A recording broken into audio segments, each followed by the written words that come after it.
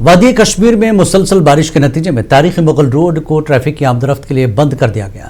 اطلاعات کے مطابق سورن کوٹ کے مقام پر پسیاں گر آنے کے باعث یہ شاہراہ فی الحال ناقابل آمد و رفت بن گئی ہے۔ حکام نے ڈرائیوروں اور مسافروں سے اپیل کی ہے کہ وہ اس سڑک پر سفر نہ کریں جب تک کہ روڈ کو کلیئر کر کے ٹریفک کے قابل نہیں بنایا جاتا۔ اس سلسلے میں مزید تفصیل بتا رہے ہیں ہمارے نمائندے شاہد ٹاک۔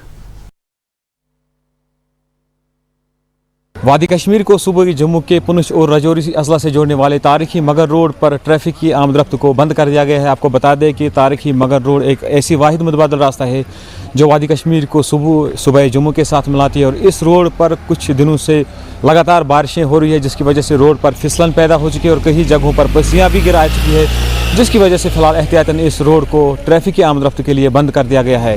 وہی محکمہ ٹریفک کی جانب سے لوگوں سے یہ گزارش کی جاتی ہے کہ وہ اس روڈ پر فی الحال سفر نہ کریں، کیونکہ جب تک روڈ کو سرکاری طور پر ٹریفک کی آمد رفت کے لیے بحال نہیں کیا جائے گا۔ شاہد ٹاک، منصف ٹی وی، شوپیان۔